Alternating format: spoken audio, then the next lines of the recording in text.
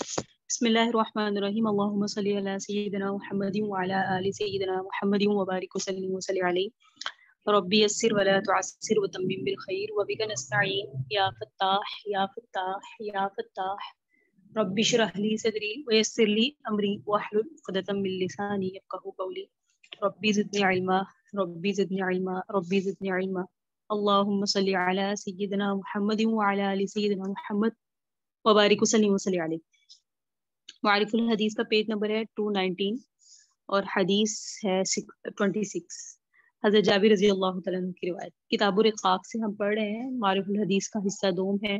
کتاب الایمان میں سے ہم نے ایک حدیث پڑھ لی اور پھر ہم نے جو مستقل کتاب شروع کی وہ کتاب الرقاق تھا۔ اس میں بھی ہم الحمدللہ 26 حدیث پہ ہیں۔ آج کی کلاس سے کے بعد یا آج کی کلاس کے علاوہ ہمارا الحمدللہ ایک ماہ مکمل ہو گیا۔ عن جابر رضی اللہ تعالیٰ عنہ، تو اپنے پاس نکال لیجیے پیج نمبر 219۔ عن جابر، روایت ہے حضرت جابر سے، ان رسول اللہ صلی اللہ علیہ وآلہ وسلم کہ نبی علیہ السلام مرہ گزرے بجدین، ایک مردہ بکری کے بچے کے پاس سے، اسک کا میتن، جو راستے میں مرا پڑا تھا۔ فقال، آپ علیہ السلام نے فرمایا، ایکم، تم میں سے کون، حبو، پسند کرتا ہے، انا، کہ بے شک، ہاذا، یہ، لہو، اس کو مل جائے، بدرہم، کچھ درہم کے ساتھ۔ یعنی آپ علیہ السلام نے، اور نبی علیہ السلام کی یہ سنت ہے کہ آپ کسی بھی بات کو جب سمجھایا کرتے تھے تو مثال کے ساتھ سمجھایا کرتے تھے۔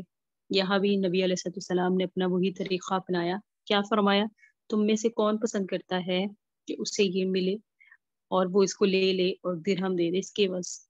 قالوا، صحابہ نے عرض کی، ما نحب انہ لنا بشیء، ہم نہیں پسند کرتے کہ ان میں سے ہمیں، اس میں سے ہمیں کچھ ملے۔ قالا، تو آپ نے فرمایا، فواللہ، اللہ کی قسم، للدنیا، کہ یہ جو دنیا ہے، اہون علی اللہ من ھذا علیکم، یہ اللہ پر، اہون، اس زیادہ ہلکی ہے، علی اللہ، اللہ پر، من ھذا علیکم، جتنا تم پر یہ مردار بکری کا بچہ ہلکا ہے۔ یعنی جتنا تم اس مردار بکری کے بچے کو حقیر سمجھتے ہو، اس سے کہیں زیادہ اللہ کے نزدیک دنیا جو ہے بے وقت ہے۔ نبی اللہ تعالیٰ نے یہ نبی علیہ السلام نے وہی ابھی آپ کے سامنے عرض کیا کہ ایک مثال دیکھ کر سمجھانا چاہا مجھے اور آپ کو کہ دنیا کی ویلیو اللہ کے نزدیک کیا ہے اور ہے تو کتنی ہے۔ یعنی اللہ تعالیٰ نے نبی علیہ السلام کے قلب مبارک میں بندوں کی ہدایت اور تربیت کا جو بے پناہ جذبہ رکھ دیا تھا، اس حدیث میں اس کا کچھ اندازہ کیا جا سکتا ہے کہ آپ راستہ چل رہے ہیں، بکری کے ایک مردار بچے پر آپ کی نظر پڑتی ہے، گھن سے منہ پھیر کر نکل جانے کے بجائے آپ صحابہ کو متوجہ کر کے اس کی اس حالت سے ایک اہم سبق دیتے ہیں۔ اور ہمارا بھی انداز آج کے دور میں یہی ہونا چاہیے کہ مثال کے ساتھ بات کو سمجھایا نا۔ نبی علیہ السلام نے فوراً فرمایا اور آپ نے ان کو بتلایا کہ یہ مردار بچہ تمہارے نزدیک جس قدر حقیر اور ذلیل ہے، اسی قدر اللہ کے نزدیک دنیا حقیر ہے۔ جتنا تمہارے نزدیک یہ حقیر ہے، ذلیل ہے، اللہ تعالیٰ کے نزدیک اس سے کئی گنا زیادہ دنیا اللہ کے نزدیک حقیر ہے۔ اس لیے اپنی طلب اور فکر کا مرکز دنیا کو نہ بناؤ بلکہ آخرت کے طالب بنو۔ اب مجھے اور آپ کو سمجھنے کی بات ہے کہ دنیا کو کتنا پریفر دینا چاہیے، دنیا کو کتنی ویلیو دینی چاہیے، کیونکہ اللہ کے نزدیک تو مردار بکری جو بے وقت ہے، بے قیمت ہے، اس کی جتنی اس کی حیثیت ہے، اللہ کے نزدیک دنیا اس سے بھی بے حیثیت ہے۔ تو اللہ کے حبیب علیہ السلام نے اس حدیث میں صحابہ کرام کو یہ بتایا۔ اب ہے حدیث نمبر 27، سہل بن سعد کی روایت ہے۔ ان سہل بن سعد رضی اللہ تعالیٰ عنہ، حضرت سہل بن سعد رضی اللہ تعالیٰ عنہ سے روایت ہے، قال فرماتے ہیں، قال رسول اللہ صلی اللہ علیہ وآلہ وسلم، کہ اللہ کے رسول صلی اللہ علیہ وسلم نے فرمایا، لو کانت الدنیا تعدل عند اللہ جناحا، لو، اگر، کانت ہوتی، الدنیا، دنیا، تعدل برابر، عند اللہ، اللہ کے نزدیک، جناحا، پر کے، بعوضۃ، مچھر کے، اگر دنیا اللہ کے نزدیک مچھر کے پر کے برابر بھی ہوتی، ماں، نہ سقا، اللہ پلاتا، کافرن، کافر کو، منہا، اس دنیا سے، شربتن، پانی کا گھونٹ۔ یعنی اگر اللہ کے نزدیک دنیا کی قدر و قیمت مچھر کے پر کے برابر بھی ہوتی تو کسی کافر کو، منکر کو، وہ ایک گھونٹ پانی بھی نہ دیتا۔ تو دنیا کا مل جانا یہ اس بات کی دلیل نہیں ہے کہ دنیا اللہ کے نزدیک یہ بندہ بہت معزز ہے، مال کا مل جانا یہ اس بات کی دلیل نہیں ہے کہ ہم اللہ کے نزدیک بڑے معزز ہیں. ہاں اللہ اپنے علاوہ کسی کا محتاج نہ بنائے، ورنہ حقیقت یہ ہے کہ نمرود کے پاس بہت مال تھا، فرعون کے پاس بہت مال تھا، حامان کے پاس بہت مال تھا، لیکن مال مل جانا یہ کوئی عزت یا اپنے یہ بات نہیں ہوتی کہ یہ بندہ زیادہ معزز ہے اور جس کے پاس مال نہیں ہے یہ معزز نہیں ہے. اللہ کے نزدیک معیار تقوی ہے. جو جتنا تقوی والا ہے، جتنا پرہیزگار ہے، جتنا عابد زاہد عالم ہے، وہ اللہ کے نزدیک، جتنا عامل ہے وہ اللہ کے نزدیک اتنا معزز ہے. تو اس حدیث میں اللہ نے کہ حبیب علیہ السلام نے اپنی زبان مبارک سے فرمایا کہ خدا و رسول کے نہ ماننے والوں، پیج نمبر 220، پیج نمبر 220 اور حدیث نمبر 26 اس حدیث میں بتایا جو سہل بن سعد کی ہے کہ خدا اور رسول کے نہ ماننے والوں، کافروں، منکروں کو دنیا سے جو کچھ مل رہا ہے اس کی وجہ یہی ہے کہ اللہ کے نزدیک دنیا نہایت ہی حقیر اور بے قیمت چیز ہے. اگر اس کی کچھ بھی قدر و قیمت ہوتی تو اللہ تعالیٰ ان باغیوں کو پانی کا ایک گھونٹ بھی نہ دیتا. تو ہمیں نا اکثر دل میں خیال آتا ہے نان مسلم کو دیکھ کر، یا یہ جو بہت اللہ رب العزت نے جنہیں دنیا کی بہت فراوانی دی ہے انہیں دیکھ کر دل میں یہ خیال آتا ہے کہ شاید یہ اللہ کو کتنے پسند ہے. تو ایسا نہیں ہے. اللہ کو دنیا معیار نہیں ہے، کیونکہ یہ کافر آج کے دور میں ہم سے زیادہ ان کا لائف اسٹائل اعلیٰ ہے. تو یہ معیار ہے ہی نہیں دنیا. یہ نہیں ہے کہ دنیا والا جو دنیا جس کے پاس مال زیادہ ہے وہ اللہ کے لیے زیادہ معزز ہے. تو اس میں ان غربا کے لیے جو غریب ہیں ان کے لیے بہت بڑی خوشخبری ہے. آخرت جس کی اللہ کے نزدیک قدر و قیمت ہے، وہاں کسی دشمن خدا کو ٹھنڈے اور خوشگوار پانی کا ایک قطرہ بھی نہیں دیا جائے گا. دنیا میں اگر مل رہا ہے تو یہ کوئی غنیمت نہیں ہے. آخرت میں مل جانا یہ بڑی بات ہے. اگلی روایت ہے ان ابی ہریرہ رضی اللہ تعالیٰ عنہ، حضرت ابو ہریرہ رضی اللہ تعالیٰ عنہ سے روایت ہے. قال فرماتے ہیں حضرت ابو ہریرہ، قال فرماتے ہیں کہ رسول اللہ صلی اللہ علیہ وسلم نے فرمایا الدنیا، دنیا کی زندگی سجن، قید خانہ ہے، المؤمنی، مومن کے لیے، اور جنت، باغ ہیں، باغات ہیں، جنت ہے، الکافری، کافر کے لیے. تو الدنیا سجن المؤمنی و جنت الکافر. کہ حضرت ابو ہریرہ فرماتے ہیں کہ آقا علیہ السلام نے فرمایا دنیا کی زندگی مومن کے لیے قید خانہ اور کافر کی جنت ہے. دنیا کی زندگی مومن کے لیے قید خانہ اور کافر کی جنت ہے. وہ کس طرح ہے کہ قید خانے کی زندگی کی بڑی خصوصیت یہ ہے کہ قیدی اپنی زندگی میں آزاد نہیں ہوتا، بلکہ ہر چیز میں دوسروں کے حکم کی پابندی کرنے پر مجبور ہوتا ہے. تو یاد رکھیں اگر ہم ادھر اپنی زندگی بہت اپنی مرضی سے گزاریں گے تو ہم نے اپنی دنیا کو ہی یہ سمجھ لیا کہ میں جنت میں ہوں اور آخرت میری ہے نہیں، یہی باقی ہے رہنے والی زندگی ہے، اس کے بعد کوئی حساب کتاب نہیں ہے. ہم دنیا میں آ کر آزاد نہیں رہ سکتے. میرا بیٹھنا، اٹھنا، چلنا پھرنا، معاملات، عبادات، اذکار، یہ میں اپنی مرضی سے نہیں گزار سکتی کیونکہ یہ میرے لیے قید خانہ ہے. دنیا میں ہوں نا، قید خانہ ہے. ہم اپنی مرضی سے زندگی نہیں گزار سکتے. میرے لیے پردے کی حدودات ہیں، میرے لیے دل کا بھی اللہ رب العزت نے فرمایا وساوس سے بھی بچو، بدزنی سے بچو، حسد نہ کرو، جھوٹ نہ بولو. دیکھا جائے تو ہمارے لیے کتنی کنڈیشنز ہیں. اللہ رب العزت نے اتنی ساری کیوٹ لگائی ہیں. دل میں کسی کا خیال آئے تو فوراً وساوس سے اللہ سے لا حول ولا قوت الا باللہ پڑھو، پناہ مانگو. تو یہ قید خانے والی کیفیت ہے. لیکن اگر کوئی بندہ بہت آزاد ہے، نہ اس کا کھانا پینا، سونا، سوچنا، اس کا اپنی ذات پر، اپنے الفاظ پر، اپنی سوچ پر کنٹرول نہیں ہے، تو دنیا میں تو وہ پھر اس کا مطلب ہے اس نے اپنے آپ کو اللہ کے فرما بردار نہیں بنایا. اور یہ کام معاذ اللہ کافر کرتے ہیں کیونکہ ان کے لیے دنیا ہی جنت ہے. مومن کا شیوا اور مومن کا انداز یہ ہوتا ہے کہ وہ دنیا کو قید خانہ سمجھتا ہے اور اس میں وہ اپنی مرضی سے زندہ تو ہے لیکن اپنی مرضی سے معاملات نہیں کر سکتا. جس کے ساتھ چاہا جو چاہا کر دیا، اس طرح نہیں کر سکتا کیونکہ مومن ہونا نام ہی اللہ کے سپرد اپنے معاملات کر دینا ہے. جب کھانے کو دیا گیا اور جو کچھ دیا گیا کھا لیا، جو پینے کو دیا گیا پی لیا، جہاں بیٹھنے کا حکم دیا گیا بیٹھ گیا، جہاں کھڑا ہونے کو کہا گیا بیچارہ کھڑا ہو گیا. الغرض قید خانے میں اپنی مرضی بالکل نہیں چلتی، بلکہ چارہ و نچار ہر معاملے میں دوسروں کے حکم کی پابندی کرنی پڑتی ہے. اسی طرح ایک دوسری خصوصیت قید خانے کی ہوتی ہے کہ قیدی اس سے جی نہیں لگاتا. اس کو اپنا گھر نہیں سمجھتا، بلکہ ہر وقت اس سے نکلنے کی خواہش مند اور متمنی رہتا ہے، یعنی تمنا کرتا ہے۔ تو میں اور آپ سب قید خانہ میں ہیں، کیونکہ ہم مومن ہیں۔ تو قید خانے کی سب سے بڑی خصوصیت کیا ہے کہ اپنی مرضی سے زندگی نہیں گزاری جاتی۔ دوسری یہ ہے کہ قیدی قید خانے میں جی نہیں لگاتا، بلکہ اس کی خواہش ہوتی ہے کہ میں یہاں سے نکلوں۔ تو کیا ہم میں یہ دونوں معاملات پائے جاتے ہیں؟ اگر تو ہم مومن ہیں تو ہمیں یہ چیز ہوگی کہ ہم اپنی مرضی سے آزادانہ زندگی نہیں گزارتی۔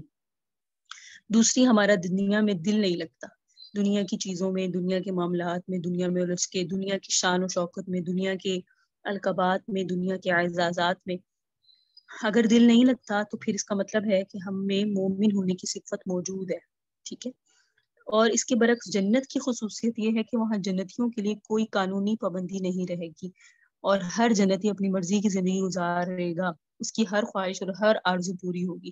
نیز لاکھوں برس گزرنے پر بھی کسی جنتی کا دل جنت سے اور جنت کی نعمتوں سے نہیں اکتائے گا، ورنہ کسی کے دل میں جنت سے نکلنے کی خواہش پیدا ہوگی۔ سورۃ زخرف میں ہے فیہا ما تشتہیہ الانفس وتلذ الاعین وانتم فیہا خالدون۔ جنت میں وہ سب کچھ ہے جس کو تمہارے دل چاہیں، جس کے نظارہ تمہاری آنکھوں کو لذت اور سرور حاصل ہو، جس کے نظارے سے اور تم اس میں ہمیشہ ہمیشہ رہو۔ سورہ کہف میں فرمایا گیا لا یبغون عنہا حولا، یعنی جنتی جنت سے کہیں اور منتقل ہونا نہیں چاہیں گے۔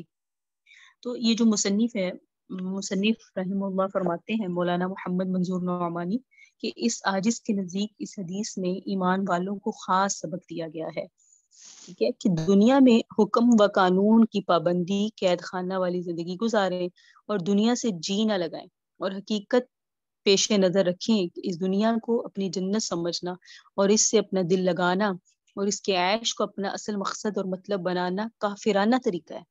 بس یہ حدیث گویا ایک آئینہ ہے جس میں ہر مومن اپنا چہرہ دیکھ سکتا ہے۔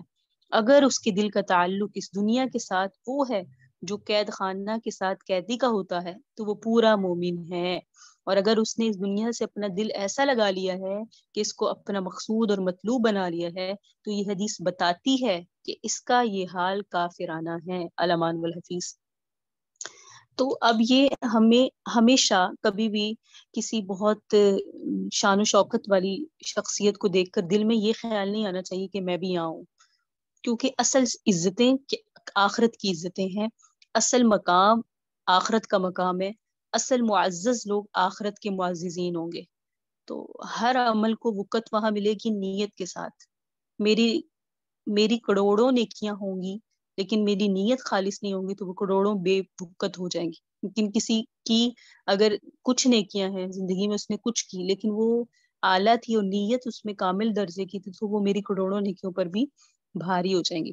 تو اپنی آخرت بنانے کی فکر کرنی چاہیے مجھے اور آپ کو، ہم سب کو، کہ میں آخرت کے لیے کیا کر رہی ہوں، میرا کوئی ایک عمل ایسا ہے جو آخرت میں اللہ کے سامنے پیش کر سکوں۔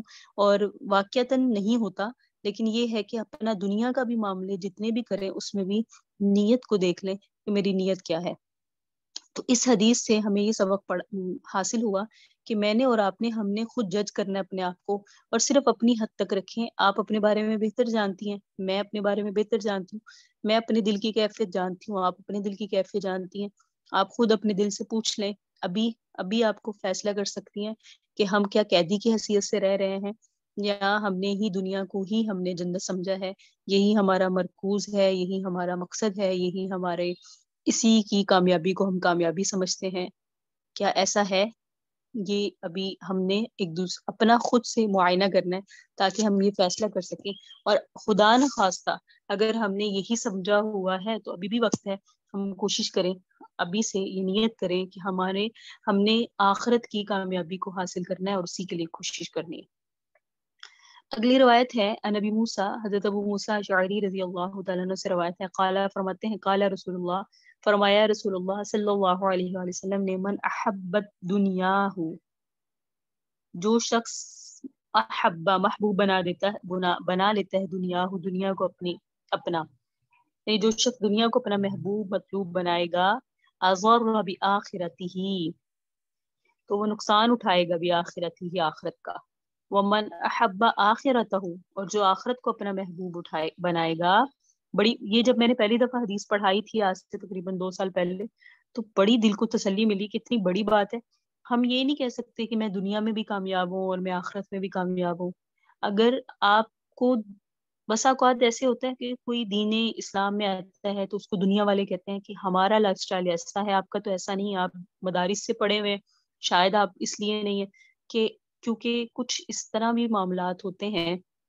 ہم کچھ ایسے لوگوں میں بھی بیٹھتے اٹھتے ہوتے ہیں جن کے معاملات اور ہوتے ہیں، کیونکہ ان کا بھی معاملہ اس طرح نہیں ہم کہہ سکتے کہ وہ دین کی طرف نہیں ہے یا ہم انہیں حقیر سمجھے. وہ انہوں نے اس طرح ہی زندگی کی ابتدا کی ہوتی ہے، تو عموماً ایسے لگتا ہے جیسے وہ کامیاب ہے. لیکن اللہ فرماتے ہیں کہ جو ومن احب آخرتہ، جو آخرت کو اپنا محبوب بناتا ہے، ازر بدنیا اسے دنیا کا کچھ نہ کچھ نقصان تو برداشت کرنا پڑتا ہے. ٹھیک ہے. فآثروا ما بقا علی ما یفنا، کیسی پیاری بات ہے کہ یہاں فرمایا کہ اسے دنیا کا نقصان برداشت کرنا پڑتا ہے. تو فآثروا ما یبقا علی ما یفنا، تو تم ترجیح دو فنا ہو جانے والی دنیا کے مقابلے میں باقی رہنے والی آخرت کو. فآثروا، ترجیح دو، اختیار کرو، ما اس کو جو یبقا باقی رہ جائے گی، علی اس پر ما یفنا جو فنا ہو جائے گی. سبحان اللہ. یہ میرے اور آپ کے لیے بھی سبق ہے کہ ہمیں دنیا کو ہی اپنا مطمع نظر نہیں بنانا چاہیے. ہمارے مقاصد، یہ بہت چھوٹی سوچ ہے، یہ فرعون اور حامان اور ان جیسوں والی سوچ ہے. ہمیں سوچ انبیاء والی رکھنی چاہیے، ہماری سوچ نبیوں والی ہونی چاہیے.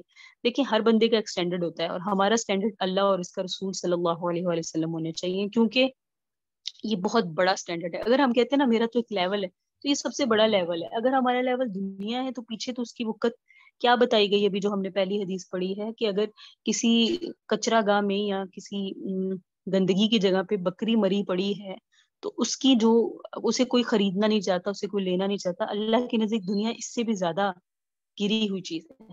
تو اگر ہم نے دنیا میں اپنا سٹینڈرڈ یہ رکھا ہوا ہے کہ میں کامیاب ہو جاؤں، میرے پاس اتنا میرے پاس گھر ہو، گاڑی ہو، اولاد کامیاب ہو جائے، تو آخر میں کیا ہے؟ مثال کے طور پہ اگر میں اپنی بات کروں کہ مجھے پڑھنا ہے، مجھے بڑی اعلیٰ جگہ سے تعلیم حاصل کرنی ہے، اچھا ٹھیک ہے تعلیم حاصل کر لی، پھر کیا؟ مجھے اچھی جاب کرنی لگنا ہے، ٹھیک ہے مجھے اچھی جاب مل گئی، پھر کیا ہے؟ پھر اس کے بعد میرے آگے جو اولاد ہے اسے میں نے بالکل کامیاب دیکھنا چاہتی ہوں، ٹھیک ہے بھی اولاد بھی کامیاب ہوگی، آگے کیا ہے؟ بالآخر آخرت ہی ہے. یعنی آخرت، موت ایک ایسی چیز ہے جو ہر مذہب میں اس پر ایمان ہے بھئی موت. تو آخرت ہے، آخر میں آخرت ہے، کچھ بھی کر لیں آخر میں آخرت ہے. تو دیکھیں ہمیں ان حدیث سے، اور رقاق کی وہ حدیثیں ہیں جو شاید ہم ابھی ایک دفعہ گزر جائیں پڑھ کر تو دوبارہ نہ پڑھیں، لیکن ہمیشہ یاد رکھیں کہ ہمیں عمل کی نیت سے ایسے پڑھنا ہے کہ ہمارے دل میں دنیا کی محبت جو اتنی بھر دی گئی، اور یقین کریں اس پہ بڑی محنت کی گئی ہے. جو ہمارے عورت مارچ جیسے وہ معلمہ نے اسباق لیا پچھلے ویک جو کلاس ہوئی ہے، اس میں بتا رہی تھی معلمہ کہ ایسے نہیں محنت ہوئی، عورت مارچ ایسے نہیں ہو گیا. تو ایسی بات ہے کہ عورتوں کے ذہن خراب کیے گئے. تو اسی طرح ہمارے جو انسٹیٹیوٹ ہیں ادھر اتنا زیادہ بچوں کو ذہنی طور پہ وہ کیا جاتا ہے کہ ان کے اندر دنیا کی محبت اتنی ڈال دی گئی کہ کل کو اگر بچہ ہم سے یہ کہتا ہے نا کہ بھئی وہ دنیا کی ڈیمانڈ کرتا ہے تو ہم اسے نہیں ڈانٹ سکتے، کیونکہ ہم نے اس کو اس طرف لگایا ہے. اس نے ایک ماحول دیکھا ہے. ایک بچہ صبح سے گیا، اگر وہ 5 بجے 6 بجے کالجز یونیورسٹیز کی بات کر رہی ہوں گھر آ رہا ہے، یا اگر بڑی کلاسز میں جیسے ہم تھے تو 7-8 بجے آ رہا ہے، تو پھر وہ زیادہ وقت ادھر ہی گزارتا ہے. اس کی کیا یعنی کہ اس کی سوچ اور اس کا جو لائف سٹائل ہے یا اس کی جو ارد گرد کا ماحول ہے اس پر اثر انداز ہوتا ہے. اور یاد رکھیے انسانی فطرت ہے وہ برائی کا اثر جلدی قبول کرتی ہے. تو ہمیں سب سے پہلے یہ کرنے کا کام ہے کہ یہ ذہن میں چیز ڈال دیں کہ دنیا کی کوئی ویلیو نہیں ہے، دنیا بے وقت ہے. دنیا کا مقصد جو ہے وہ ہمارا مقصد دنیا نہیں ہونا چاہیے. دیکھیں بچے پیدا جانور بھی کرتے ہیں. یہ میں نے ایک جگہ بات پڑھی مجھے بہت لگی کہ عورت کا مقصد کیا ہے؟ بچوں کی تربیت. وہ مائیں جنہوں نے نبی پیدا کیے ہیں وہ کیسی مائیں تھی؟ کیونکہ عورتوں کی کلاس ہو رہی ہے اس لیے اس پہ بات کری. وہ بھی تو مائیں تھی نا. کیا ان کی نظر میں دنیا نہیں تھی کہ بچے بس پیدا کر دیں اور پھر ان کو اعلیٰ تعلیم دے دیں؟ نہیں، انہوں نے جو محنتیں کی وہ تربیت پہ کی اور شخصیت سازی پہ کی، شخصیت بنائی ایک. ٹھیک ہے. تو ہماری محنتیں بھی اسی انداز سے ہونی چاہیے کہ ہم آخرت اپنے بچوں کو بالکل دنیا میں کامیاب دیکھیں. ربنا آتنا فی الدنیا حسنۃ وفی الآخرہ، دونوں کے لیے دعا کا حکم ہے، لیکن دنیا مقصد نہ بنا دی جائے. امام غزالی رحمہ اللہ فرماتے ہیں تم ایسے رہو جیسے دنیا میں تم ایسے رہو جیسے سمندر میں کشتی رہتی ہے کہ اگر پانی اس کے اندر آئے گا تو وہ ڈوب جائے گی، لیکن اگر وہ پانی کے اوپر رہے گی تو وہ تیرتی رہے گی. اسی طرح جب دنیا ہمارے اندر آ جائے گی نا تو ہم ڈوب جائیں گے. ہاں ہم دنیا میں رہیں، دنیا ہمارے اندر نہیں رہے. لیکن افسوس کے ساتھ یہ کہ ہماری پوری مسلمانوں کی خاص کر یہ ذہن سے یہ چیزیں نکال دی گئی. ان میں وہ ایک شوق، ایک محبت ایمان کی، اور اپنے مسلمان ہونے پر وہ جو ایک فخر تھا، وہ ایک ہم بڑے فخر سے کہتے تھے کہ ہمارے نبی علیہ السلام نبی ہیں، اور ان کی کیا زندگی اور انہوں نے کیسے زندگی گزاری وہ ہمیں پتہ ہی نہیں ہے. کیونکہ ہمارا جو لائف سٹائل ہے، ہمارا جو زندگی گزارنے کا طریقہ ہے، ہمارا اٹھنا بیٹھنا چلنا پھرنا گفتگو انداز گفتار کردار، سارا کا سارا جو ہے وہ انگریزوں سے ہم متاثر ہیں. اور ہم چاہتے ہیں، ہمیں نظر آتا ہے جو جتنا ان کو فالو کرتا ہے وہ اتنا کامیاب ہے. ہم یہ سچی بات ہے، یہ تلخ حقیقت ہے. ہمیں لگتا ہے جو جتنا اس کو فالو کر رہے ہیں انگریزوں کو وہ کامیاب ہے. افسوس کے ساتھ ہمیں اپنے نبی کی زندگی پر اعتماد نہیں ہے، ہمیں ان انگریزوں کی زندگیوں پر اعتماد ہو گیا.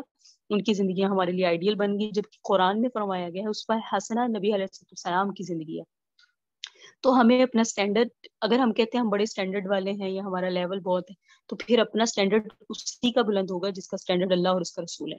اگر دنیا ہے تو یہ بالکل بہت زیادہ لو سٹینڈرڈ ہے. اس میں ہمیں یہ نہیں کہنا چاہیے کہ ہمارا معیار بہت بلند ہے، بالکل گرا ہوا معیار ہے. دنیا سب کا مطمع نظر تھی. کتنے ایسے تھے جو دنیا کو ہی مطمع نظر رکھتے تھے. تو دیکھ لیں، کوئی فرعون کا نام لینے والا نظر نہیں آتا، کوئی حامان نمرود کا نام لینے والا نظر نہیں آتا، لیکن حضرت ابراہیم کو یاد کرنے والے بہت ہیں، موسیٰ کا نام لینے والے بہت ہیں.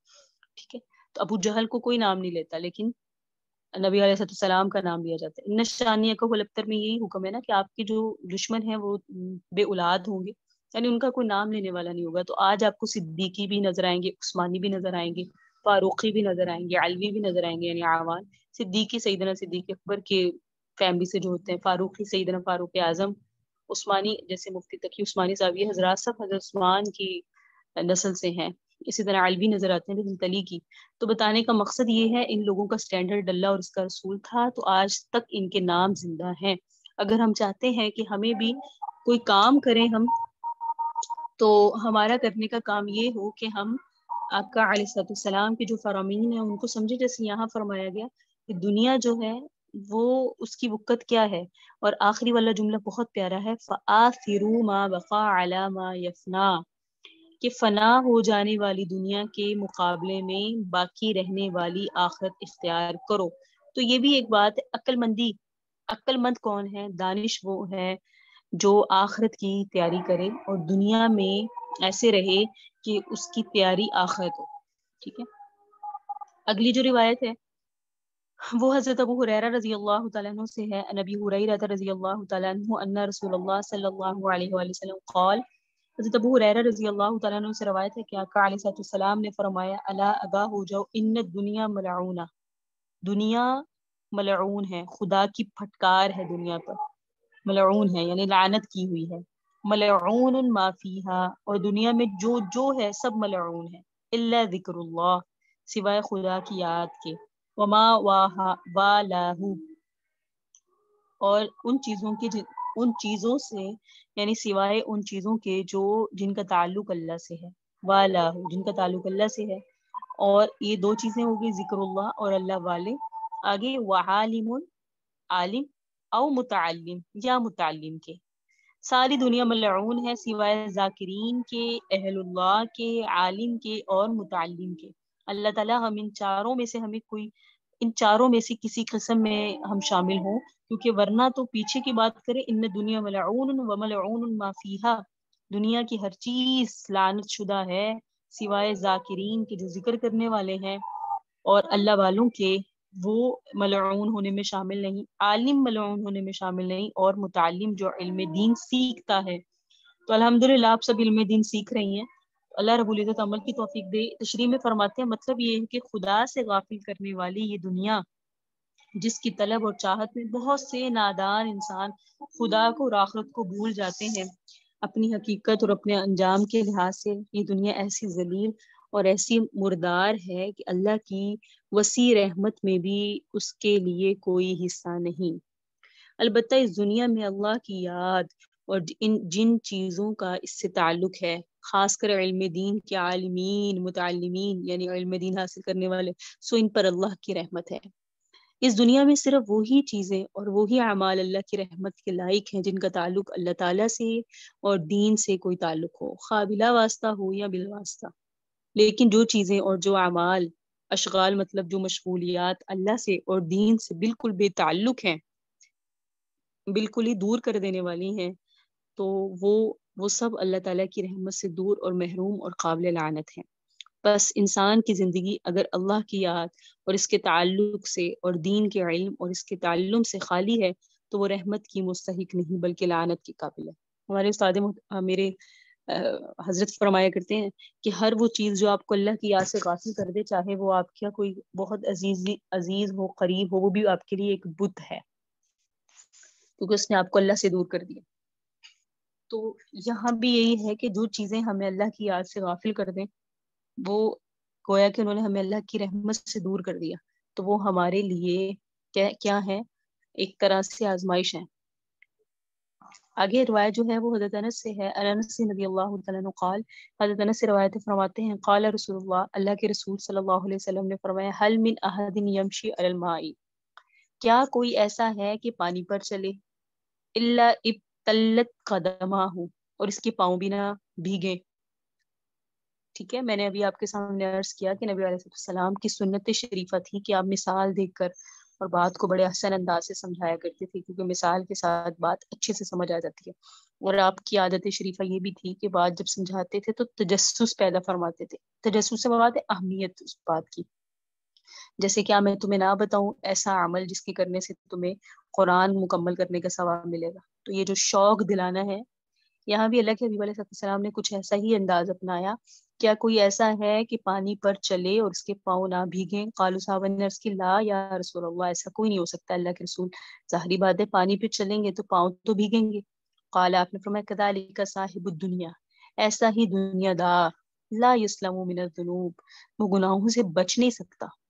کیسے بات کی، سبحان اللہ۔ دنیا دار یہ کہے کہ میں دنیا میں رہوں اور دنیا میں اس طرح معاملات کروں اور میں گناہوں سے بچ جاؤں، ایسا نہیں ہو سکتا۔ صاحب دنیا، دنیا دار سے مراد وہ شخص ہے جو دنیا کو ہی اپنا مقصد اور مطلب بنا کے اس میں لگے۔ ایسا آدمی گناہوں سے کہاں محفوظ رہ سکتا ہے؟ لیکن اگر بندے کا حال یہ ہو کہ مقصود اللہ تعالیٰ کی رضا ہو اور آخرت ہو، اور دنیا کی مشغولی کو بھی وہ اللہ کی رضا اور آخرت کی فلاح کا ذریعہ بنائے، جو میں نے بھی آپ کے سامنے عرض کیا، دنیا میں جو بھی کام کریں، چاہے آپ کچن میں کھڑے ہیں، آپ کسی بھی معاملے میں ہیں، دنیاوی کسی معاملے میں لگے ہیں، لیکن نیت اللہ کی رضا ہو اور آخرت ہو، تو یہ شخص دنیا دار نہیں ہوگا۔ دنیا میں آپ نے دیکھی، ہم نے معاملات کرنے ہوتے ہیں اپنے رشتے داروں کے ساتھ، اس میں اچھی صلہ رحمی کی نیت کر لیں، معاملہ بھی ہو گیا اور ثواب بھی مل گیا۔ ہم نے کھانا کھلانا ہے اولاد کو، ان کے لیے کھانا بنانا ہے، اللہ کی رضا کی نیت کر لیں، ہاں آپ نے کھلا بھی دیا اور آپ کے لیے ثواب بھی لکھا گیا۔ میں نے آپ کو پڑھانا ہے، میں نے آپ کو پڑھانے کے دوران اللہ کی رضا کی نیت کر لی، تو اس میں پڑھا بھی لیا اور نیت کی آنے کی وجہ سے معاملے میں جو ہے ثواب زیادہ بڑھ گیا، بنسبت اس کے کہ میں صرف پڑھانے بیٹھ جاؤں، بھی میرے کلاس کا وعدہ تھا تو میں نے پڑھانا ہے، تو یہ میں نے اپنا صرف ذمہ داری پوری کی ہے، نیت نہیں ہوئی۔ آپ بھی اسی نیت سے پڑھنے آئے کہ ہم نے کچھ سیکھنا ہے، تو آپ کی نیت اچھی ہونے کی وجہ سے آپ کو اس پر یقیناً عمل کی بھی توفیق ہوتی ہے اور ثواب بھی ملتا ہے۔ تو دنیا میں ہم سب ہیں، ہم سب ایک طرح سے دنیا دار ہیں، لیکن ہم اپنی دنیا داری کو دین داری کیسے بنا سکتے ہیں؟ نیت سے، اچھے انداز سے، اچھی سوچ سے، وسوسوں سے پاک ہو کر۔ تو دنیا میں بظاہر پوری مشغولی کے باوجود گناہوں سے محفوظ ہم رہ سکتے ہیں۔ اگلی روایت ہے حضرت ان قتادہ بن نعمان، حضرت قتادہ بن نعمان سے ہے، ان رسول اللہ صلی اللہ علیہ وآلہ وسلم قال، کہ اللہ کے رسول صلی اللہ علیہ وآلہ وسلم نے فرمایا، اذا احب اللہ عبدا، بڑی پیاری حدیث ہے، اتنی خوبصورت حدیث ہے یہ، بڑا مزہ آتا ہے اس کو پڑھ کے، سنیے گا۔ اذا احب اللہ، جب اللہ تعالیٰ محبت کرتا ہے عبدن کسی بندے سے، حماہ اسے بچاتا ہے، الدنیا دنیا سے، کما جیسے یذلو بچاتا ہے، احدکم تم میں سے کوئی، یحمی مریض کو، بخار کے مریض کو سقیمہ الماء کہ اس کو پانی پہنچے. ٹھیک ہے. تو جیسے ہم مریض کو جسے بخار ہو جیسے اس کو پانی سے بچاتے ہیں، تو اللہ تعالیٰ دنیا اپنے بندے کو دنیا داری سے ایسے محفوظ رکھتے ہیں. لیکن ہمیں بس اوقات لگ رہا ہوتا ہے کہ مجھے یہ میرا معاملہ نہیں ہو پا رہا، میں شاید لوگوں کے سٹینڈرڈ پہ پورا نہیں اتر رہا، لیکن آپ اللہ کے ہاں بڑے مقبول ہوتے ہیں. اس کی وجہ یہ ہے کہ اللہ تعالیٰ نے آپ کو دراصل دنیا سے بچایا ہوتا ہے. بعض لوگ کہتے ہیں نا یہ بڑے صوفی ہیں، وہ متقی ہوتے ہیں، اللہ تعالیٰ نے ان کو. اور انسان کبھی خود بھی بہت زیادہ افسردہ ہو جاتا ہے، سیڈ ہو جاتا ہے کہ بھئی میں ان کے مقام پر کیوں نہیں پہنچ رہا، یا میں کیوں نہیں میں بھی ایسا ہو جاؤں. لیکن وہ اللہ تعالیٰ نے محفوظ رکھا ہوتا ہے. اللہ تعالیٰ کا مقصد ہوتا ہے کہ ان جیسا نہیں بنانا، سب سے علیحدہ الگ تھلگ اللہ اس کو رکھتے ہیں. اور بس اوقات یہ ہوتا ہے کہ راستے ہی دنیا میں والے نہیں دیتے اللہ رب العزت، یعنی اس کو اپنی زندگی میں اتنا مشغول کر دیتے ہیں اپنے معاملات میں کہ وہ دنیا کے معاملات کرنے کے لیے اس کے پاس وقت ہی نہیں ہوتا. سبحان اللہ. تو دنیا دار اصل وہی ہیں جو اللہ سے غافل کریں اور جن میں مشغول ہونے سے آخرت کا راستہ کھوٹا ہو. بس اللہ تعالیٰ جن بندوں سے محبت کرتا ہے اور اپنے خاص انعامات سے ان کو نوازنا چاہتا ہے، ان کو اس مردار دنیا سے اس طرح بچاتا ہے جس طرح کہ ہم لوگ اپنے مریضوں کو پانی سے پرہیز کراتے ہیں. عن عبداللہ بن عمر عبداللہ بن عمر رضی اللہ تعالیٰ عنہ سے روایت ہے، قال آپ نے فرمایا اخذ رسول اللہ صلی اللہ علیہ وسلم بمن کبیہ. حضرت عبداللہ بن عمر یعنی حضرت عمر کے صاحبزادے فرماتے ہیں نبی علیہ السلام نے میرے کندھے پکڑ کر مجھ سے فرمایا کن رہو فی الدنیا، دنیا میں ایسے کأنک غریب، وہ ہے کہ تم پردیسی ہو، او عابر سبیل یا راستہ چلتے مسافر. سبحان اللہ. دنیا میں ایسے رہو تم پردیسی ہو، تم نے چلے جانا ہے، یا راستہ چلتے ہوئے مسافر. اب اس میں بھی میرے اور آپ کے لیے کتنا بڑا سبق ہے. ہمیں دنیا میں دیکھا جائے تو ہم دنیا میں اتنا زیادہ مشغول ہیں کہ ہمارا آخرت کی طرف دھیان نہیں ہے. یہ بات ہمیں سمجھ لینی چاہیے کہ ہمارا واقعتاً آخرت کی طرف دھیان نہیں ہے، اور اگر ہم کرتے بھی ہیں تو پھر نیتیں اور ماحول اور وہ جیسے ہی ہم اپنی اس مجلس کو چھوڑتے ہیں تو دلوں کی کیفیت بدل جاتی ہے. تو لیکن نبی علیہ السلام نے فرمایا دنیا کو مطمع نظر نہیں بناؤ جیسے پردیسی. آپ کو پتہ ہے اپنے سفر پہ جانا ہے تو آپ کو پتہ ہے سفر ہے، منزل یہ نہیں ہے. تو سفر میں آپ صرف بقدر سفر ضرورتیں اپنے پاس رکھتے ہیں، لیکن ہمارا دنیا کا حال کیا ہے؟ ہم تو اتنی میلوں دور کی سوچتے ہیں کہ ہمارا آنے والا مستقبل ایسے اتنا زیادہ سیو ہو جائے، اتنا زیادہ ہم اس میں محفوظ کر لیں. تو مسافر کا کام تو یہ نہیں ہوتا. مسافر تو صرف بقدر ضرورت اپنے ساتھ ہمارا چیزیں رکھتے ہیں، بلکہ مسافر کو تو وہ بوجھ لگتی ہیں زیادہ چیزیں. تو جس طرح کوئی مسافر پردیس کو اور راہ گزر کو اپنا اصلی وطن نہیں سمجھتا اور وہاں اپنے لیے لمبے چوڑے انتظامات نہیں کرتا، اسی طرح مومن کو چاہیے کہ اس دنیا کو اپنا اصلی وطن نہ سمجھے، یہاں کی ایسی فکر نہ کرے جیسا کہ یہاں ہی اس کو ہمیشہ رہنا ہے، بلکہ اس کو ایک پردیس اور راہ گزر سمجھے. واقعہ یہ ہے کہ انبیاء علیہ السلام انسانوں کو جیسا انسان بنانا چاہتے ہیں اور اپنی تعلیم و تربیت سے ان کی جو سیرت بنانا چاہتے ہیں، اس کی اساس و بنیاد یہی ہے کہ آدمی اس دنیاوی زندگی کو بالکل عارضی اور چند روزہ زندگی سمجھے اور موت کے بعد والی زندگی کو اصلی اور مستقل زندگی یقین کرتے ہوئے اس کی فکر اور تیاری میں اس طرح لگا رہے کہ گویا وہ زندگی اس کی آنکھوں کے سامنے ہے اور گویا وہ اسی دنیا میں ہے. جن لوگوں نے یہ بات جس درجے میں اپنے اندر پیدا کر لی، ان کی زندگی ان کی سیرت اسی درجے میں نبی انبیاء کی تعلیم اور ان کی منشا کے مطابق ہوگی. منشا مطلب ان کی چاہت کے. اور جو لوگ اپنے میں یہ بات پیدا نہیں کر سکے ان کی زندگی بھی وہ نہیں بن سکی. اس لیے رسول اللہ صلی اللہ علیہ وسلم اپنے خطبات میں اور مواعظ مطلب نصیحتوں میں اس بنیاد پر بہت زیادہ زور دیتے تھے، اس پر کہ موت کے بعد والی زندگی اصل اور مستقل زندگی ہے. اب دیکھیں موت کے بعد والی زندگی، اب ہمارا موت آنا ایک تو سب سے بڑا یوں سمجھے امتحان ہے، کیونکہ وہ موت آئے گی نا تو اسی وقت پتہ چل جائے گا ہمارا مقام کیا ہے، جنت ہے یا دوزخ ہے. ٹھیک ہے نا، کیونکہ موت میں جب موت ہوتی ہے تو یا تو جنت کے فرشتے آتے ہیں یا دوزخ کے آتے ہیں، تو وہ اسی وقت انسان کو اپنا مقام اور مرتبہ پتہ چل جاتا ہے میں کہاں ہوں. آخرت میں پھر اسے اگر شفاعت رسول صلی اللہ علیہ وآلہ وسلم یا کسی قریبی کی شفاعت نصیب ہوگی تو ہی انسان بچ سکتا ہے، ورنہ تو مقام وہی سمجھ آ رہا ہوتا ہے کہ میرا مقام کیا ہے. تو یہاں نبی علیہ السلام کی تعلیمات بھی ہے کہ اپنی آخرت کی زندگی کے لیے تیاری کرو. اب ایک لسٹ دیکھیں، اگر ہم ایک لسٹ بنائیں تو ہمیں کس کی تیاری کرنی ہے. نمبر 1 موت کی. موت کے مطلب ہمیں فرشتے کون سے لینے آئیں گے، جنتی آئیں گے یا دوزخی، یہ ایک سوال ہے نا، میرے پاس اس کا جواب ہونا چاہیے. نمبر 2 عالم برزخ. عالم برزخ کہتے ہیں قبر کی زندگی کو. ٹھیک ہے، قبر کی زندگی کی تیاری کیا کرنی ہے کہ مجھے اس کو روشن کرنا ہے. مجھے اپنی قبر کو، وہ جو اندھیروں کا گھر ہے جو ہم نے پیچھے پڑھا کہ قبر پکارتی ہے اور کہہ رہی ہوتی ہے کہ میں اندھیروں کا گھر ہوں اور میں وحشت کا گھر ہوں، یہ وہ. تو ہمارا دوسرا ٹارگٹ یہ ہے کہ مجھے اپنی عالم برزخ روشن کرنی ہے، مجھے اپنی خبر روشن کرنی ہے. تیسری چیز ہے منکر نکیر. ٹھیک ہے، منکر نکیر آئیں گے اور یہ 3 سوال کریں گے، من ربو کا، من نبیو کا، من دینو کا. پھر آپ علیہ السلام کی شبی مبارک دکھا کر پوچھا جائے گا ما تکون فی ھذا الرجل، اس آدمی کے بارے میں یا اس شخصیت کے بارے میں تم کیا جانتے ہو. تو یہ میری تیاری میں یہ چیز ہونی چاہیے کہ مجھے منکر نکیر کے جو 3 سوالات ہیں 4 اس کے جوابات کیا دینے ہیں. تو کیا میری اور آپ کی تیاری ہے یہ؟ چوتھا مرحلہ ہے قبروں سے اٹھنا. ٹھیک ہے، کوئی منہ کے بل جائیں گے، کوئی گھسیٹے ہوئے لائے جائیں گے، کوئی ہاتھ باندھ کے لائے جائیں گے، اور کوئی روتے ہوئے آئیں گے، کوئی برہنہ آئیں گے. سب اپنی قبروں سے برہنہ یعنی بے لباس ہی اٹھیں گے.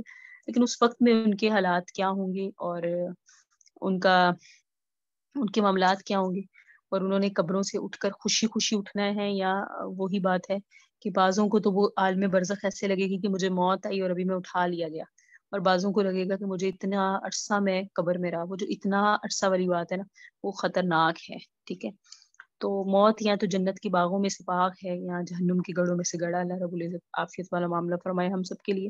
تو چوتھا سوال جو ہمارا جو تیاری کا ہے وہ یہ ہے کہ ہم نے قبروں سے جو اٹھنا ہے اس میں ہمارا معاملہ کیا ہونا چاہیے.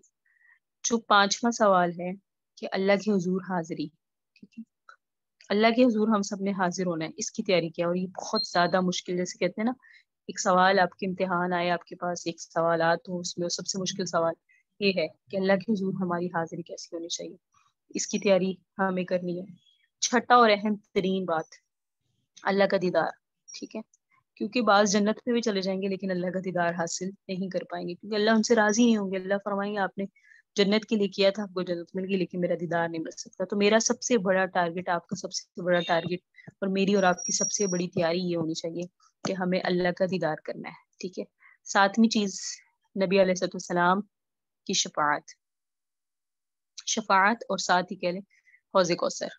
ٹھیک ہے، تو ہم پڑھتے ہیں انا اعطیناک الکوثر، تو ہمارے دل میں یہ آنا چاہیے تمنا اور یہ آرزو، اللہ کے حضور مانگنا چاہیے ہمیں کہ ہمیں نبی علیہ السلام کے مبارک دست سے، آپ کے مبارک ہاتھوں سے حوض کوثر پینا ہے.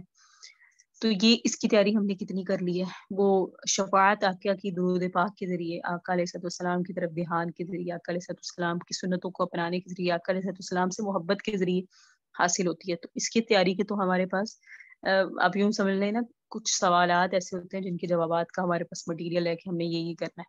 تو اس کا تو ہمارے پاس جواب بھی ہے کہ ہم نے اس کی تیاری ایسی کرنی ہے. 8واں چیز یہ ہے جنت کا دخول، یعنی جنت میں داخلہ. فمن زحزح عن النار وادخل الجنة فقد فاز. جو دوزخ سے بچا لیا گیا، جنت میں داخل کر دیا گیا، وہ کامیاب ہے. یہاں جا کے ہم کامیاب ہو جائیں گے. تو یہ 8 چیزیں ہیں. موت کا فرشتہ، اب میں نے اور آپ نے خود دیکھنا ہے کہ ہمارا عمل کیسا ہو جس سے ہمارے پاس جب آئے تو موت کا فرشتہ جو ہو وہ جنت کا ہے. عالم برزخ کی تیاری یعنی قبر کی. منکر نکیر کے سوالات جو 3 ہیں 4 ہیں اس کی تیاری. قبروں سے اٹھنا ہے تو کس حالت میں اٹھنا ہے، اللہ کے حضور کس حالت میں حاضر ہونا ہے، اللہ کا دیدار انشاءاللہ ہم نے اللہ سے مانگنا ہے اور حاصل کرنا ہے، نبی علیہ السلام کی شفاعت، حوض کوثر کے جام اور جنت کا داخلہ. یہ ہماری آخرت کی تیاری ہے. اس کے مقابلے میں ہم کیا کر رہے ہیں؟ ہمارا کام دنیا کا گھر نہیں، دنیا میں ہماری تمنا ہوتی ہے اچھا گھر، جسے کہتے ہیں نا شادی کے بعد اچھا گھر مل جائے. ٹھیک ہے آپ اس کو اپنا وہ بنائیں، لیکن اس میں بھی ہو جو جہاں آپ دین کا کام کر سکیں. صرف دنیا نہ ہو، اس کا مقصد یہ نہ ہو کہ اچھا گھر ہو، باقی ہو کے مقابلے میں مجھے اچھا مل جائے، میں اچھا رہ سکوں، میں اچھا یہ کر سکوں. یہ وہی بات ہے، لو سٹینڈرڈ ہے. دوسری بات یہ ہے، ہم دیکھتے ہیں کہ شوہر، ہم عموماً دیکھتے ہیں شوہر کا جو ماہانہ اس کا وظیفہ ہے یا جتنا وہ کماتا ہے، شوہر کا ماہانہ کمائی کتنی ہے، ہم اس کو دیکھ رہے ہوتے ہیں تیسری چیز ہم یہ دیکھ رہے ہوتے ہیں بچوں کا مستقبل کیا ہے، ٹھیک ہے. پانچویں چیز ہم یہ دیکھ رہے ہوتے ہیں کہ بچوں کا جو پڑھائی ہے وہ کس لیول پہ جا رہی ہے، کیوں کیسی جا رہی ہے، کیسی نہیں جا رہی، کیسی جانی چاہیے. یہ چیزیں ٹھیک ہیں، وہ میں اس سے انکار نہیں کری، لیکن بتانے کا مقصد یہ ہے کہ ہمارا مقصد نہیں ہے آپ سے اللہ بہت بڑے دین کے کام لے اور آپ اللہ سے مانگے کہ اللہ رب العزت مجھے دین کا کام کونے کونے میں پہنچا، لیکن آپ نے مجھ سے لینا ہے. یہ آپ کا مقصد ہے، یہ مقصد نہیں ہے. بچے پیدا کر لینا، شادی کر لینا ٹھیک ہے، آپ کے بچے 5 ہیں 6 ہیں اور وہ دین کے داعی بنے، مجاہد بنے اور دین کے لیے اپنی زندگیاں وقف کریں، یہ آپ کے لیے بہت بڑا مقام ہے. ٹھیک ہے، تو یہ ایسا معیار رکھیں اپنا، پڑھائیں بھی، اچھی معیاری تعلیم بھی دیں اور اچھا کھانا پینا بھی ہو، سب ہو، لیکن دینی تربیت بہت زیادہ ضروری ہے. تو یہ کچھ پوائنٹس 8 میں نے آپ کے سامنے بیان کیے ہیں جن کا تعلق ہے جو ہم نے آخرت کے کام کرنے ہیں، اور یہ آخرت کی تیاری میں نے بھی کرنی ہے، آپ نے بھی کرنی ہے، اور یہ ہم نے اپنے گھر والوں سے، اپنے رشتے داروں سے، اپنے اولاد سے، اپنے شوہروں سے یہ بھی کروانی ہے. تو ان چیزوں کو، اس 8 پوائنٹس کو اپنے ذہن میں رکھیں، کیونکہ یہ ہے ہماری زندگی آخرت کی جس کی ہم نے تیاری کرنی ہے. تو دنیا میں رہنا ہے غریب بن کے، یعنی مسافر بن کے، او عابر سبیل، یا راستہ چلتا مسافر بن کے. اور یہاں رہ کر پھر ہم نے راستے میں جا رہے ہیں، میں اور آپ ابھی ایک سفر پہ ہیں، لیکن بات یہ ہے ہم نے یہاں آ کے ٹھکانہ پکڑ لیا، ہم اس کو سفر سمجھتے نہیں ہیں، جبکہ میرا اور آپ کا یہ سفر ہے اور ہمارا جو منزل ہے وہ آخرت ہے. وہ منزل ہم نے خود ہی، اس منزل کا ہم نے تعین خود کرنا ہے، یا تو ہم نے اس کو جنت بنا لینا ہے یا دوزخ بنا لینا ہے. اگلی روایت دیکھیے، انا عمر رضی اللہ تعالیٰ عنہ، حضرت عمر بن عاص سے روایت ہے، نبی صلی اللہ علیہ وسلم خطب یوما، کہ نبی علیہ السلام نے ایک دن خطبہ دیا، فقال فی خطبته، اور اپنے خطبہ میں ارشاد فرمایا، الا آگاہ ہو جاؤ، سن لو، ان الدنیا عرض، یہ میرے اور آپ کے لیے بہت دھیان سے سنیے گا، یاد رکھو دنیا عرض، عارضی ہے، حاضر، اور وقتی سودا ہے، یأکل منہ البر والفاجر، ٹھیک ہے، اور فی الوقت حاضر ہے اور نقد ہے، اور اس میں ہر نیک و بد کا حصہ ہے. یأکل کھاتا ہے منہ، اس دنیا سے، بر بھی اور فاجر بھی، بر مطلب نیکوکار بھی اور فاجر اور بدکار بھی. تو دنیا عارض، بے وقت ہے، عارضی ہے، حاضر، اور ابھی میرے پاس اور آپ کے پاس دنیا حاضر ہے. پتہ ہے آخرت پر ہمارا اتنی جلدی ایمان بنتا کیوں نہیں ہے، ہمیں آخرت کی تیاری کیوں نہیں کرنے کی، کیونکہ ہمارے سامنے دنیا ہے. تو اس حدیث میں بھی اللہ کے حبیب علیہ السلام یہی بتا رہے کہ دنیا فی الوقت حاضر ہے نا، تو ہمیں یہ لگتا ہے یہی سب کچھ ہے. یأکل منہ البر والفاجر، اس سے نیک بھی کھاتا ہے بد بھی کھاتا ہے. الا آگاہ ہو جو، ان الآخرہ اجل، جبکہ جو دنیا ہے اس میں دنیا کے متعلق، آخرت کے متعلق فرما رہے ہیں، وہ ان الآخرۃ اجل، جو آخرت ہے وہ اس کے مطابق اس کے بارے میں کیا فرمایا جا رہا ہے، اجل صادق ویقضی فیہا ملک قادر، اجل ہے وہ حقیقت ہے، جو آخرت ہے اجل ہے مطلب حقیقت ہے، صادق سچی، اور یقضی فیہا ملک قادر، الا وان الخیر کلہ بحذافیرہ فی الجنہ، کہ آخرت مقرر وقت پر آنے والی ایک سچی اٹل حقیقت ہے، اور سب کچھ قدرت رکھنے والا شہنشاہ اسی میں فیصلہ کرے گا، یعنی وہ یقضی فیصلہ کرے گا، فیہا اس میں، ملک مالک میرا اور آپ کا اللہ، قادر قدرت رکھنے والا، کہ یہ جو آخرت ہے اجل ہے، اٹل ہے، صادق ہے، سچی ہے، وہ یقضی آخرت کا فیصلہ، آخرت میں اللہ فیصلہ کرے گا، فیہا اس میں، مالک جو بادشاہ ہے، قادر قدرت رکھنے والا ہے. الا آگاہ ہو جاؤ، ان الخیر کلہ بحذافیرہ فی الجنہ، یاد رکھو ساری خیر اور خوشگواری اس کی تمام قسمیں جنت میں ہیں. یہ بڑی اہم بات ہے، وَإِنَّ الْخَيْرَ كُلَّهُ، ساری کی ساری جو خیریں ہیں اس کی جو قسمیں ہیں، حذافیر اس کی تمام قسمیں فی الجنہ جنت میں ہیں. یعنی میں اگر یہ سمجھوں دنیا میں مجھے فلاں چیز مل جائے تو یہ میرے لیے خیر کا باعث ہے یا میرے لیے کامیابی ہے، تو اصل کامیابی کی جتنی بھی قسمیں ہیں وہ ساری کی ساری جنت میں ہیں. الا آگاہ ہو جاؤ، وَإِنَّ الشَّرَّ كُلَّهُ بِحَذَافِيرِ فِي النَّارِ، کہ شر کی جتنی بھی قسمیں ہیں وہ ساری کی ساری جہنم میں. یعنی مجھے کوئی دنیا میں کوئی حادثہ ملا تو مجھے لگا کہ یہ میرے لیے بہت شر کی بات ہے، میرے لیے بڑا ہی نقصان ہو گیا، تو یہ نقصان نہیں ہے، آخرت کا نقصان بڑا نقصان ہے. اور یہ نقصان کی جتنی بھی قسمیں ہیں وہ جہنمیوں کو ہی ملیں گی. تو وہ آخرت کا نقصان ہے، دنیا کا نقصان نہیں ہے. اور آخرت دنیا میں اگر مجھے کوئی کامیابی ملتی ہے تو میں اس کو کامیابی سمجھ لوں، جبکہ ایسا نہیں ہے، وہ بھی آخرت کی کامیابی اور وہ جنت ہے. الا آگاہ ہو جو، فاعلموا جان لو، انتم من اللہ علی حذر وانتم من اللہ علی حذر، بس خبردار اللہ سے ڈرتے رہو، ٹھیک ہے، جو کچھ بھی کرو، جتنے بھی عمل کرو اللہ سے ڈرتے ہوئے کرو. وَعَمَلُوا، عمل کرو، وَأَنْتُمْ جَانُوا مِنَ اللَّهِ عَلَى حَذْرٍ، اللہ تعالیٰ پر تمہیں خوف ہونا چاہیے. وَعَلَمُوا، جان لو، أَنَّكُمْ مُعْرَضُونَ عَلَى أَعْمَالِكُمْ، تم پیش کیے جاؤ گے اپنے اعمال کے بقدر. اللہ اکبر. میں اور آپ جو اللہ کے سامنے حاضر ہوں گے، جس کا جو عمل ہوگا، دیکھیں میرا عمل اچھا ہوگا تو میری بظاہر حالت اچھی ہوگی، اللہ کے سامنے جاؤں گی انشاءاللہ اچھی حالت میں. اور میرا اگر عمل برا ہوگا تو میری حالت بھی بری ہوگی، اور میں اپنے اعمال کی وجہ سے میرا حلیہ بنایا جائے گا. اچھے اعمال ہے تو میں اچھے حلیے میں ہوں گی، اور میرا برا عمل ہے معاذ اللہ ثم معاذ اللہ تو برے عمل میں ہوں گی، برے حلیے میں ہوں گی.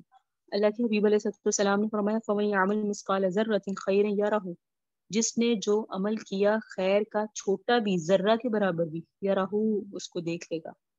وَمَن يَعْمَلْ مِثْقَالَ ذَرَّةٍ، اور جس نے کوئی عمل کیا ذرہ کے برابر بھی، شرًا، برا، یرہو، اس کو دیکھ لے گا. یاد رکھیں، میں نے کوئی عمل ایسا کیا جو سیاہ رات میں کیا، ٹھیک ہے، سیاہ رات میں عمل کیا، اور وہ عمل ایسا تھا کہ میں نے بالکل اندھیرے میں کیا اور اس عمل کو کوئی نہیں جانتا تھا، تو بھی اللہ تعالیٰ وہ عمل ذرہ کے برابر بھی جو میں نے سوچا تھا، اللہ رب العزت اس کو بروز محشر ظاہر کر دیں گے. یہ اتنی بڑی بات ہے نا، ہمارے ذہن میں کوئی وسوسہ آیا اور آ کے چلا گیا نا، وہ بھی بروز محشر اللہ کے حضور وہ دکھایا جائے گا کس نے یہ سوچا تھا. تو ہمیں اپنی سوچیں پاک، اپنے جذبات پاک، اپنی تنہائیاں پاک، اپنی جلوتیں خلوتیں پاک کرنی چاہیے. اور اللہ تعالیٰ سے اپنی نیکیاں، اللہ تعالیٰ کی شخصیت، اللہ کی ذات تو وہ ذات ہے جو فرماتی ہے تم یہ بھی کر لو تو اس پہ نیکی، یہ بھی کر لو اس پہ نیکی. تو اب ہم نے ذرہ کے برابر بھی نیکی کی تو ہمیں اس کا انشاءاللہ اجر مل جائے گا. یہ بہت بڑی بات ہے. لیکن خوف زدہ کر دینے والی بات یہ ہے، ذرا برابر بھی کوئی برائی ہوگی تو اس کو تم جان لو گے.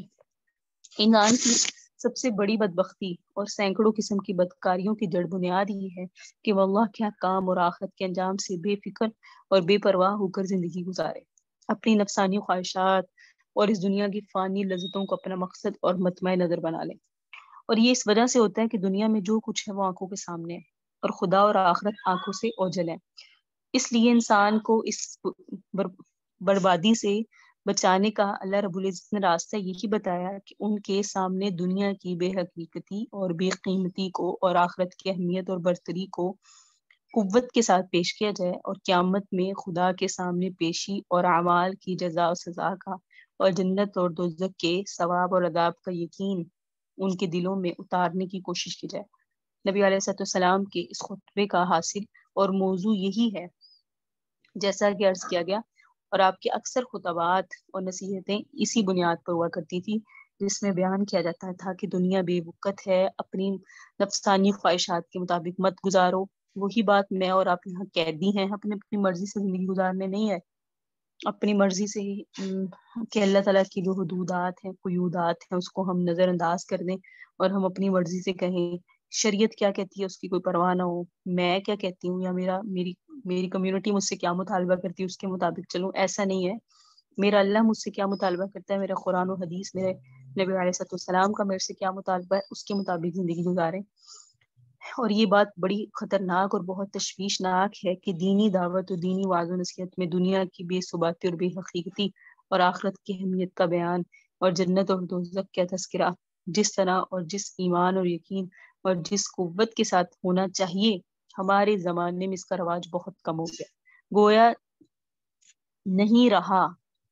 دین کی تبلیغ اور دعوت میں بھی اس طرح کی باتیں کرنے کا رواج بڑھتا جا رہا ہے، جس قسم کی باتیں تحریکوں اور دنیاوی نظاموں کی دعوت اور تبلیغ میں کی جاتی ہے. یعنی مقصد ہی فوت ہو گیا، جو اس کو چیز کو بھلا ہی دیا گیا کہ ہمارا دھیان دنیا کی طرف ہو گیا. تو یہاں کیا فرمایا گیا ہے کہ ہمیں آخرت کو سمجھنا چاہیے ہمارا، اور واقعی ایسا ہے کہ ہم وہ باتیں کرتے ہیں جس سے ہمارا فائدہ ہو، اور ہمارا دیکھیں میں آپ سے بھی یہی کہوں گی نا، آپ یقیناً وہ بات کریں گی جس سے آپ کا فائدہ اور آپ کی رشتے داروں کا، آپ کے گھر والوں کا فائدہ ہو. تو پھر یاد رکھیں کہ میرا اور آپ کا سب سے بڑا فائدہ دنیا نہیں ہے، آخرت ہے. ہمیں وہ بات کرنی چاہیے آپس میں بھی، اپنے رشتے داروں سے بھی، اپنے گھر والوں سے بھی، جس میں ہمارا لیے فائدہ ہو، اور فائدہ آخرت کا فائدہ ہے. بات یہ ہے کہ میں بھی فائدے کی بات کرتی ہوں، آپ بھی کرتے ہیں. ابھی بھی لوگ فائدے کی بات تو کرتے ہیں، لیکن مجھے اور آپ کو پتہ یہ نہیں ہے کہ میرا فائدہ کیا ہے. ہم دنیا کو فائدہ سمجھ رہے ہیں، جبکہ ان احادیث سے ہمیں یہ سمجھ آیا، اور علیہ السلام کے ارشادات سے یہ سمجھ آیا کہ آخرت کا فائدہ تمہارا فائدہ ہے، دنیا کا فائدہ تمہارا فائدہ نہیں ہے. اور اسی کو ہم نے اپنا فائدہ بنا دیا ہے، سمجھ لیا ہے. کیونکہ ابھی وہی حدیث کا سبق، دنیا چونکہ ہمارے سامنے ہوتی ہے تو ہمیں لگ رہا ہوتا ہے کہ یہی سب کچھ ہے. لیکن جو دنیا شہر خاموشہ جائیں، شہر خاموشہ مطلب قبرستان، ادھر جا کے دیکھیں کہ ان کے اندر کیا معاملات ہو رہے ہیں. وہ سمجھتے ہیں ان باتوں کو. کیوں جانے والا واپس نہیں آتا؟ جو مر چکے ہیں وہ واپس کیوں نہیں آتے؟ ایک بات ہے نا، ایک سوال ہے، اللہ نے یہ نظام کیوں رکھا؟ اللہ نے یہ نظام اسی لیے رکھا کیونکہ ان پر آخرت کیا ہوا ظاہر ہو چکے ہوتے ہیں. وہ چیزیں دیکھ چکے ہوتے ہیں جو ہم دنیا والے نہیں دیکھتے. تو ہمارا ایمان ہی نہیں، مطلب اگر وہ دنیا میں آ کر یہ چیز بتا دیں، شاید کہ ساری دنیا ہی اور یہ غیر مسلم بھی مسلمان ہو جائیں. لیکن ہمیں یہ کہا گیا ہے کہ ایمان بالغیب لاؤ، یعنی بن دیکھے ایمان لاؤ، اور وہی ایمان معتبر ہے. وہ تو دیکھ چکے نا، تو ان کا تو اب حساب کتاب شروع. تو بہرحال ہمیں آج کے سبق سے یہ سمجھ آیا کہ ہمارا مطمع نظر، ہماری فکر، ہماری آخرت ہونی چاہیے. اس کے لیے ہی تیاریاں ہونی چاہیے. اور دنیا کی زندگی میں ہم رہیں، لیکن دنیا کو اپنا نظر اتنا نہ وہ کریں، اتنا نہ بنائیں کہ ہمارا مقصد صرف دنیا ہی ہو اور آخرت کو ہم نظر انداز کرتے. تو اللہ پاک ہمیں اب علیہ السلام کے ان ارشادات کو پڑھ کے عمل کی توفیق سے نوازے. هذا هو المرام والله أعلم بحقيقة الكلام. سبحان ربك رب العزة عما يصفون وسلام على المرسلين والحمد لله رب العالمين. سب درود ابراہیمی پڑھ لیں. اللهم صل على محمد وعلى آل محمد كما صليت على إبراهيم وعلى آل إبراهيم إنك حميد مجيد. اللهم بارك على محمد وعلى آل محمد كما باركت على إبراهيم وعلى آل إبراهيم إنك حميد مجيد.